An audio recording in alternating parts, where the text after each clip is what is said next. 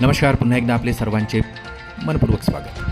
सरकारी कर्मचाऱ्यांसाठी मोठे बदल, वेतन, पदोन्नती आणि भत्त्यामध्ये होणार सुधारणा. चला तर नेमकं काय आहे अपडेट याविषयी सविस्तर जाणून घेऊया. त्यापूर्वी आपणास विनंती आहे, चॅनलला जर नवीन असाल तर सबस्क्राईब करायला विसरू नका आणि नवनवीन अपडेट मिळविण्यासाठी बेल आयकॉनला प्रेस करायलाही विसरू नका. अत्यंत आनंदाची कामाची बातमी आपल्या सहकारी मित्रांना शेअर करायलाही विसरू नका. सरकारच्या संभाव्य वेतन आयोग संदर्भात एक मोठी चर्चा सुरू झाली असून कर्मचाऱ्यांसाठी अनेक महत्त्वाचे बदल आता प्रस्तावित करण्यात येत आहे.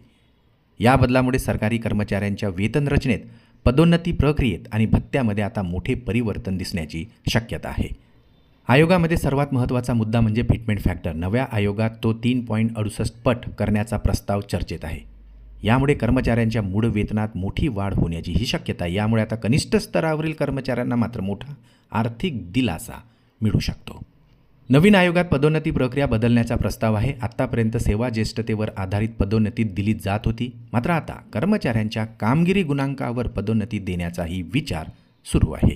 वेतन आयोगामध्ये पेन्शन पद्धतीत बदल करण्याचाही प्रस्ताव सुरू आहे, ज्यामुळे आता निवृत्त कर्मचाऱ्यांना अधिक फायदे मिळू शकणार आहे. तसेच ग्रे पे सिस्टममध्ये सुद्धा अपडेट करण्यात येणार असून वेतन रचना अधिक पारदर्शक आणि सोपी करण्याचाही उद्देश आहे.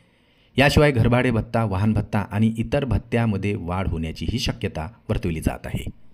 सध्या चर्चेत असलेला आणखी एक महत्त्वाचा प्रस्ताव म्हणजे महागाई भत्ता. हा मूळ वेतनात विलीन करण्याचा विचार असून जर हा निर्णय झालाच तर कर्मचाऱ्यांच्या बेसिक सॅलरीत एक मोठी वाढ दिसून येणार आहे आणि भविष्यातील वाढीवरही त्याचा सकारात्मक परिणाम दिसून येणार आहे.